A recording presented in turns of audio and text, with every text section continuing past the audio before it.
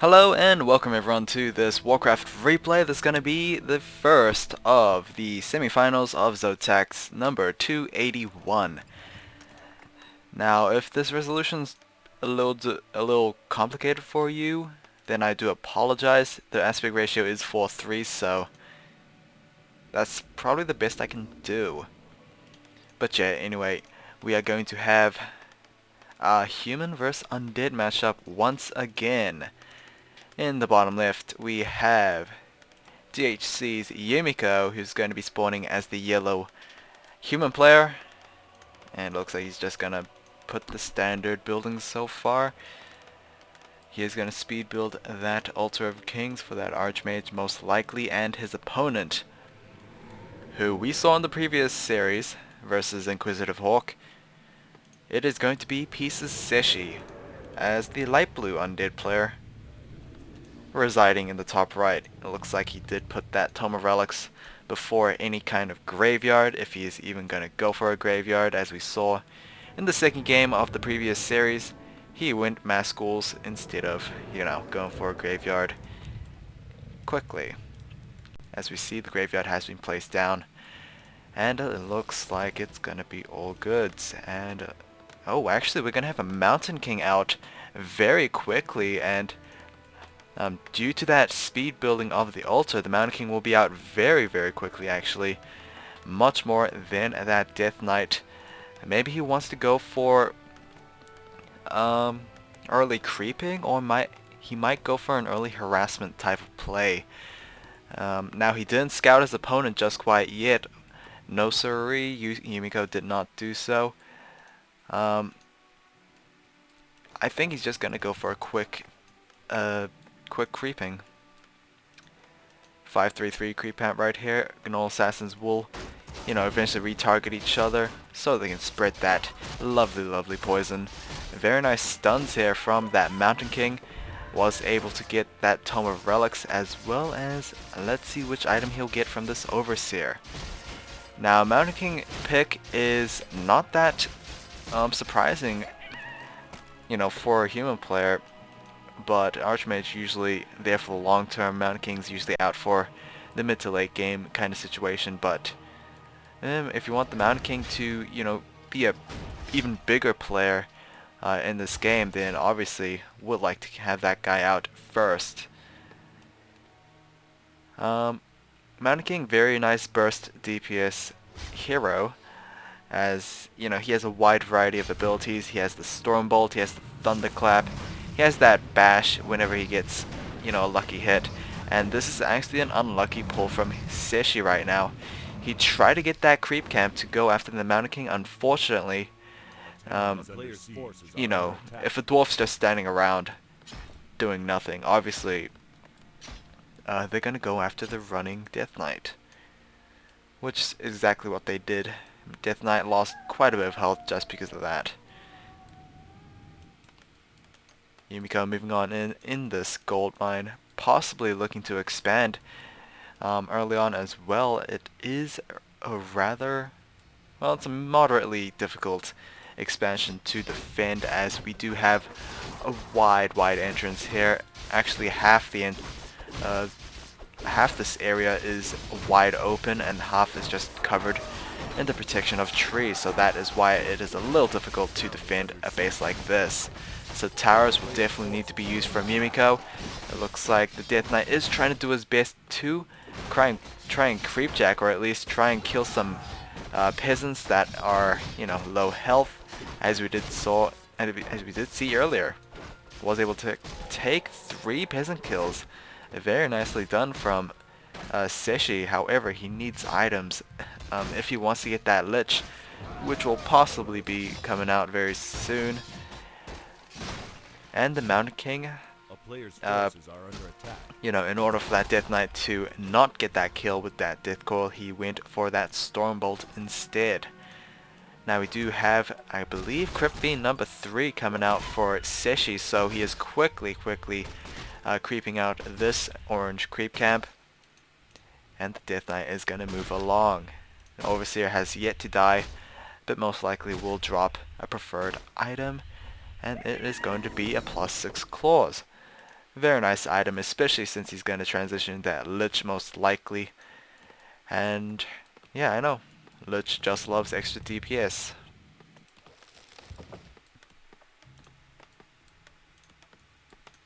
Yumiko, did he place down the town hall? Yes, he did. He placed down the town hall and hopefully some towers later on to defend this base. Usually human players go for a tower first, especially in an exposed expansion like this. As you can see, this town hall is a little bit too far from the protection of these trees to actually get like an enclosing or something like that. So yeah, those crypt fiends are gonna have a wonderful time trying to siege that. Pinging is going on. These low hit point footmen are, you know, rather risky place, honestly, seeing as the undead army is about to harass and possibly deal some damage. We do indeed actually have a Dark Ranger out, so this is going to be, I guess, a good game. Usually Lich is followed up as a second hero. Dark Ranger, if the undead army wants to have a third hero, will go for a Dark Ranger just because of how well she complements with the Lich, as you know, she summons dark minions, and it's these guys right here. Basically, same units from that Rod of Necromancy. Dark Ritual does very well with, you know, these guys, as they're some units and they use the corpse, or not corpse, but they use the bodies of your opponent's units. Cechi doing a very nice job dealing damage to this town hall. Most likely will destroy that, and it looks like he's gonna get the heck out of there. Very nicely done. Burrow is being researched. We do have a slaughterhouse, but I'm not sure if there are any obsidian statues just quite yet, as it looks like Cechi's gonna remain in Halls of the Dead. Red Drake creep camp is going to be cleared out. Not sure about the Red Drake himself, as I do not see any anti-air in this human army so far. We do have quite a bit of an army on footmen here. About 8 or 9 footmen so far. Obviously this town hall has been destroyed. There's plenty of resources lost to Yumiko, and of course he didn't even, you know, fully make something out of that. He just lost a couple of towers and that town hall. Now he's forced to go to a keep instead of, you know, trying to rebuild that town hall, and that is going to be a bad, I guess, disadvantage, as he needs the, I guess, income to support that usual human army, I guess. Anyway, a second town portal is going to be used. Cechi, not the best series of moves so far. I mean, sure, he did destroy that town hall, but he did have to use a TP scroll in order for that to happen, and it looks like very nice job from the observers right here, spotting this footman who does have defend, and the Red Drake is actually a piercing damage unit, and damage will be deflected. Very nicely done, even pulling the Red Drake away from the Fountain of Health. And I'm not sure whether or not creep that kills itself gives experience to the human player. So yeah, I'm not sure about that. Hopefully Yumiko does spot that out when it's about to reach the appropriate amount of hit points. Gloves of Haste has been dropped right here, and honestly, that's a good item for the Mountain King. I don't know why he's... Oh, because he has full inventory. Okay. Okay, it looks like... Wow, both the Red Drakes are going to be power creeped so far. I believe it's called power creeping or something like that. Either way, Red Drake is going to pretty much kill itself. Oh, no, actually, Red Drake is going to be a little bit of a rebel, and forget about that footman. I'm not sure why the aggro reset or something. Maybe it was the skeleton minions or something. But oh well, it looks like we might have another fight right here. We do have a couple of footmen low on health, but they are quickly swarming those crypt fiends. Unfortunately, Death Knight missed a death coil and was not able to save that Crypt Fiend. Another Crypt Fiend. Looks like he will be able to be taken down. Another missed Death Coil, unfortunately. However, Dark Minions are slowly spawning. As you can see here, another Dark Minion from this dead Footman. A player's forces are under attack. Okay, Red Drake looks like he is about to be killed, or at least about to commit suicide or something like that. Honestly, I'm not sure why shields reflect fireballs. It's definitely weird.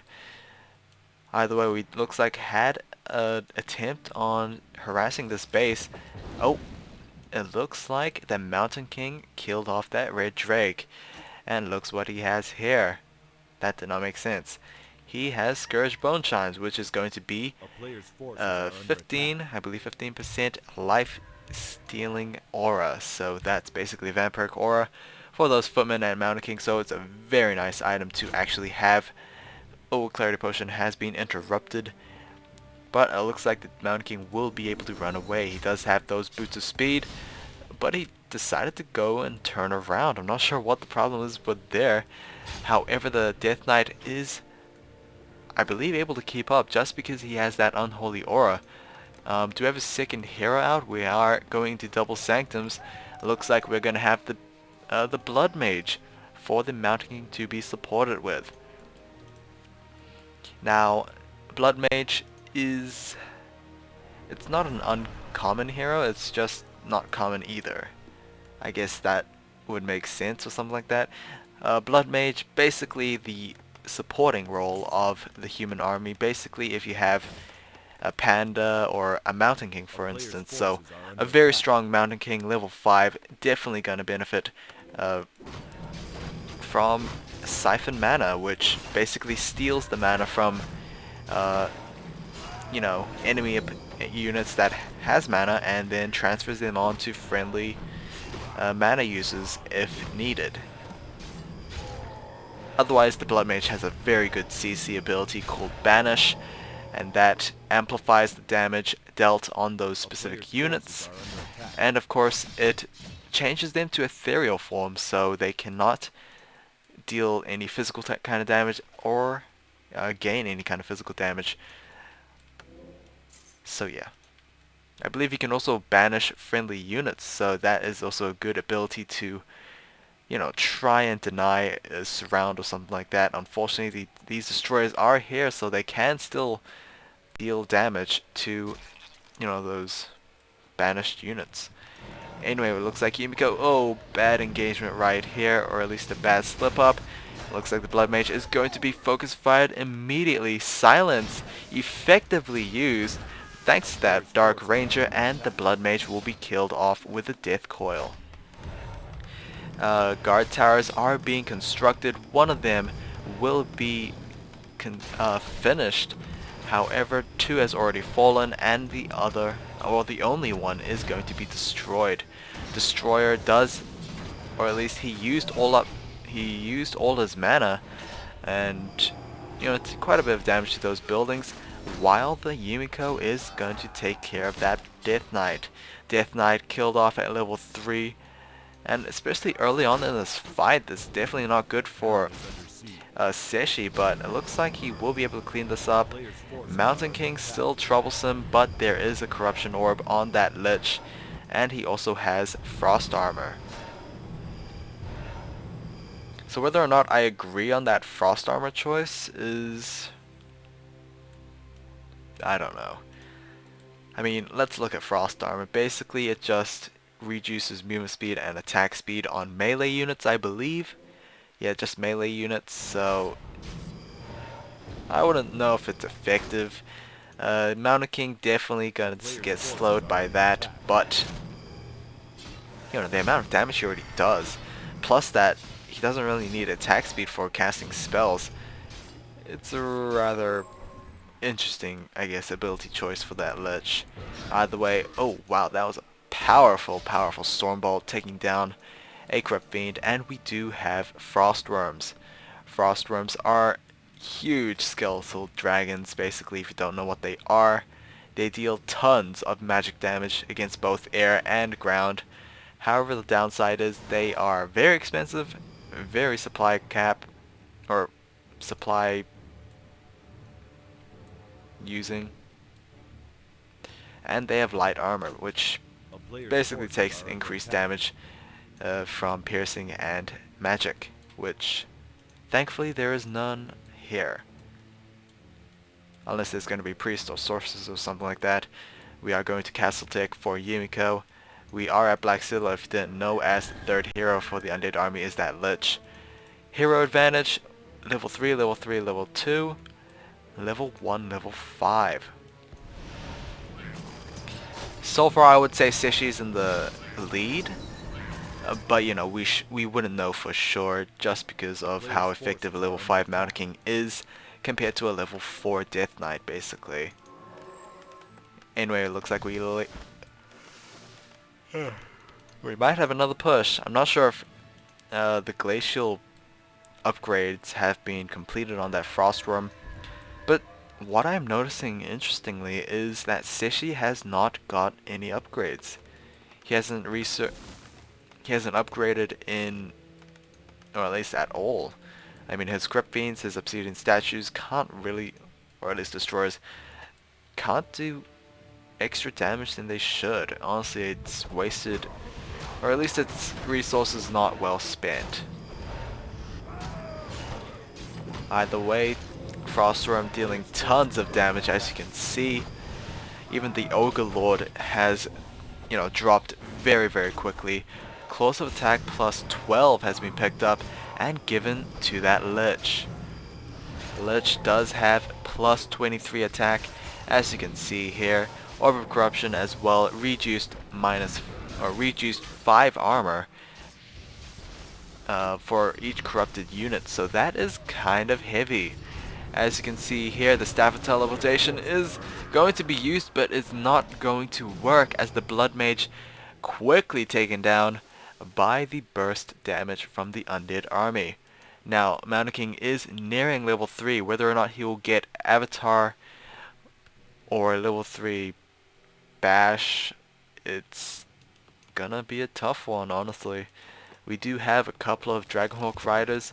We are going for double Griffin Aviaries as well. I do not see a blacksmith, so I'm not sure if we're gonna go knights either way as well. The TP scroll is going to be used, and the Frostworm will be able to retreat. Thankfully, that Frostworm was able to survive. Supply cap is currently 47 versus 48. But yeah, that's pretty much it. I wouldn't say supply cap, I mean army size. Dragonhawk Rider is going to use that net right there, shackles. And yep, it's gonna be a slow process, isn't it? Oh, it looks like this Dragonhawk Rider is very, very low. Will be microed very, very, I guess, expertly from Yumiko. Looks like he is also going to establish a base once again. I think we had shades around the map. I'm not seeing them anywhere.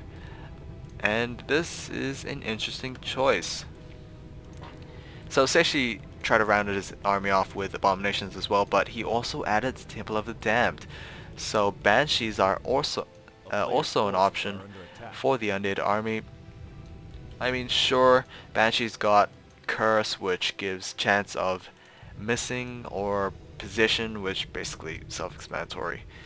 But the most important spell in her arsenal is basically Anti-Magic Shield, as we can see right here. Or is it Shell? It's Shell. It just denies the Mountain King's effective spells, basically, and that is kind of good. It does not affect Mana Siphon, though it is not a damaging spell. It's just a mana drainage. So, yeah, Siphon Mana can get passed through that. More creeping with the Blood Mage and Mountain King. Honestly, Mountain King probably should just go as far away as he can. He can't benefit from any experience in this creep camp. So, yeah, not sure why he's hanging around here. Are we going to a third hero? I am not sure. Yumiko still has not constructed a base, which is confusing. I mean, he did send those peasants out, so seems like a waste of mining time or something like that.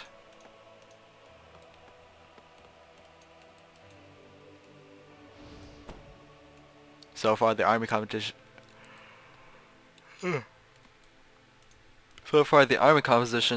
is mass spellbreakers and Dragonhawk Riders to, you know, give some air supremacy.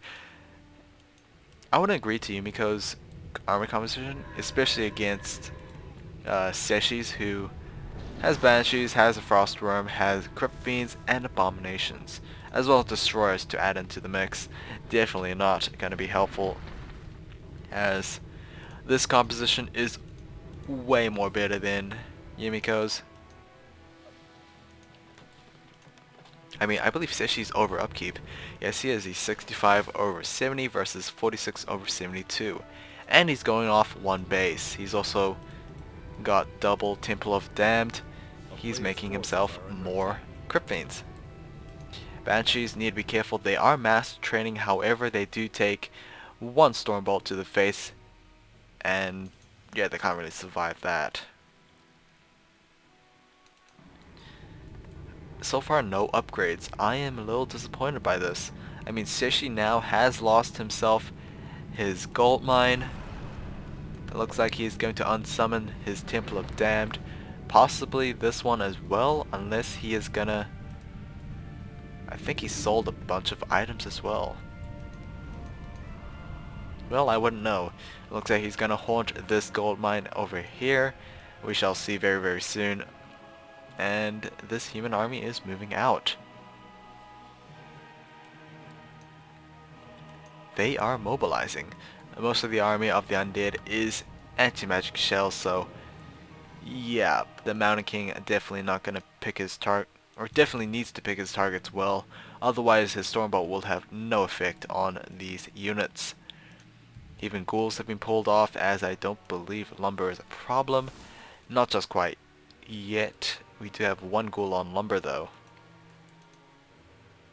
And the map is pretty much cleared out of creep camps, so the only way for these two to get experience is to kill each other, basically. And it looks like Griffins are being added to the mix. Spellbreakers, Dragonhawk Riders, and Griffins. I would still say it's still not the best composition against this kind. Just because of these Crypt Fiends, they have... these Crypt Fiends, they have autocast web. They can easily deny those Dragonhawk Riders and Griffins, so... is that a smart move? I don't know. Maybe Knights, maybe some Riflemen would have helped. But where does Yumiko have that resource stockpile, I guess? I mean, he was basically denied of his expansion, and yeah, it wasn't great. Looks like he's also got a long distance mine, probably, as both players have lost their gold mine. However, Cechi is about to construct his second and is immediately going to harvest or mine that gold mine. Yeah, we do have a little bit of a long distance mining over here. The skeleton will notice it. However, will Cechi just make his move, or will he wait for a defensive opportunity?